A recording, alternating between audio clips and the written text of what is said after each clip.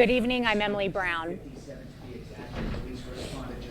And I'm Ken Kozrowski, live in Madison at the site of a fatal school shooting. Emily, good evening to you. Yes, good evening. Ken, a tragic day here in the Badger State. Just before 10:57 a.m., shots rang out at Abundant Life Christian School. Now, police quickly surrounding the private school. 3 people were killed, including the shooter, 6 others injured, 2 critically. The suspect, reportedly a 17-year-old female, was found dead inside the building. Reports that the ATF are now running a trace on the firearm to figure out where that gun came from. And Ken, law enforcement just gave an update to the media. What do they have to say?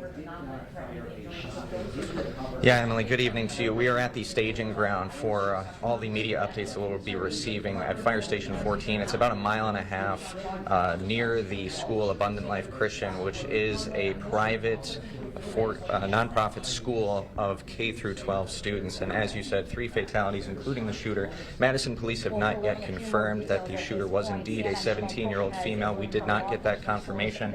Hoping to get that in the coming minutes. There's supposed to be another press conference in this room featuring several notable Madison figureheads, including Chief Sean Barnes, coming up at 5:30. We do know about Abundant Life Christian. It is about a school of 400 people, and it was just a week away from closing for the Christmas holiday. Now, police say right now they do not have a motive for that shooter, which again is an unconfirmed 17-year-old teenager. They also don't know if the shooter had expressed contact with law enforcement. Chief Barnes said his officers did not fire a shot, and the fact that they have emerged onto the scene of this school and found the suspect already dead of a self-inflicted gunshot wound. We know about 15 ambulances were upon the scene after the calls rang out to law enforcement at around 11 a.m.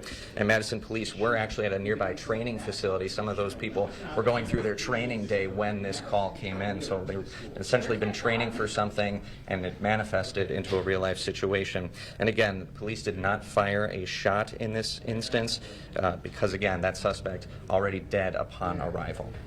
Detectives are working hard in the investigative process to find out as many answers as we can so that we can further prevent these things from happening, not only in this community, but in other communities around our country. The most important thing right now is to make sure that we are centering the victims and their families and that we are doing whatever we can to support them.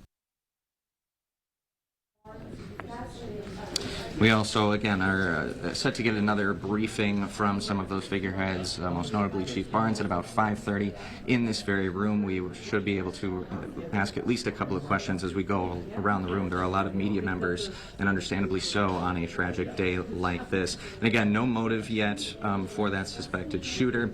They did say earlier today, Chief Sean Barnes, that the family of that suspected shooter had been cooperating fully with law enforcement, so at least a positive sign as investigators are trying to fill in the gaps and try and understand why something like this happened in this area. And another chief concern, of course, is reunifying students from that K through 12 school with their loved ones, and that's been a chief priority here as well. So for that, let's switch things over to News 8 reporter Grace Monk. Yeah, Ken, this is a very emotional time for the Madison community right now. I mean, students were just 1 week away from their holiday break. I mean, the scene was obviously chaotic. Once things were secure, students were put on buses and taken to the SSM health building near the school. That's where parents were allowed to pick up their children. We also know that there were no other threats to schools nearby or the community. Here's what one person nearby had to say. It's a little shocking. You always see it on TV that it happens somewhere else, and it's very scary. The mayor here is urging anyone who may need mental health help following the shooting to reach out to 988. Now, like Ken said, they're going to have another briefing here at 5:30. What they told us earlier, their focus right now is safety, but they might have some more updates for us on the shooter. They were conducting some search warrants earlier. And we'll be trying to bring you live updates as well as soon as that press conference gets underway on the air and on our website as well, news8000.com. So we'll be here throughout the evening to try and bring you the latest on how this investigation is unfolding. Hope to have more answers in the coming hours. For now, for Grace Monk, I'm Ken Kozarowski. Emily, back to you in the studio.